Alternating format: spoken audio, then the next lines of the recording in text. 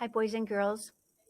We are going to be learning about tall letters, small letters, and fall letters that are in our alphabet. We'll be looking at the lowercase letters in the alphabet and working together. That means you and me doing this together at the same time.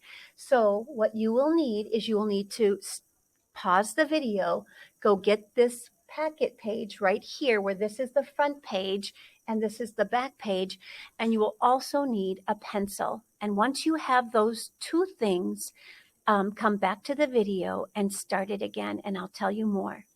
I'll wait right here. Thanks. Okay, are you ready? I'm going to give you the directions. Down here it says first we're going to find the tall letters.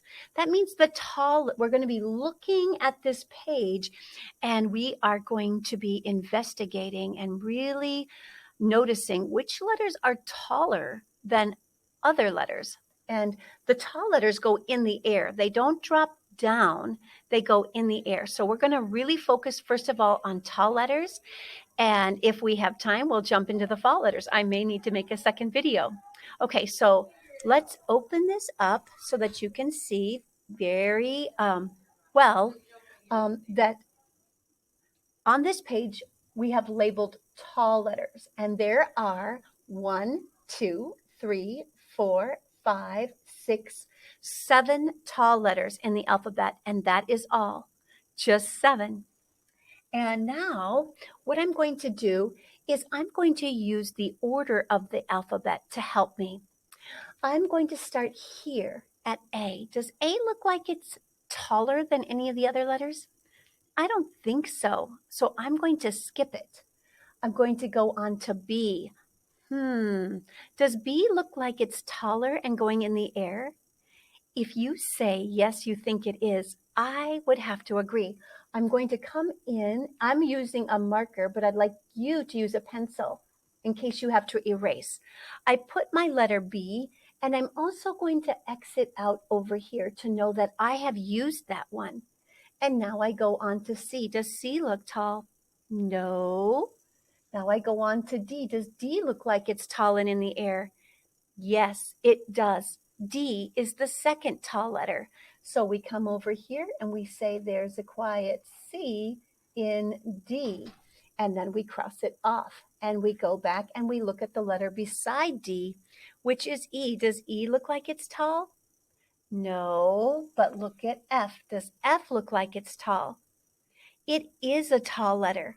We're going to come over here into the third box and write the third tall letter in the alphabet.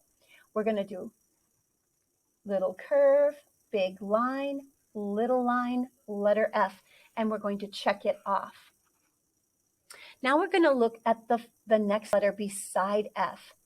Okay, this is G, and I notice that it is pretty long, but I notice that G doesn't go into the air, it falls below, kind of like in the basement.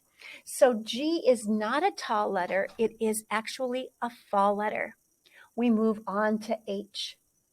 And I see that H is in the air. So I'm going to come over here and make my H. Big line, frog hop to the middle, little curve, letter H. I'm going to cross it off. And I look. I. Looks like a small letter. J. It's falling below into the basement. That's a fall letter. K. Look at K. It is a tall letter. It's going into the air. So we're going to write that one down. Big line, little line, cross it off. And the letter beside K is L. L is also tall. So we're going to come over here, big line, letter L, cross it off. M is not tall. It is small, not tall, not tall.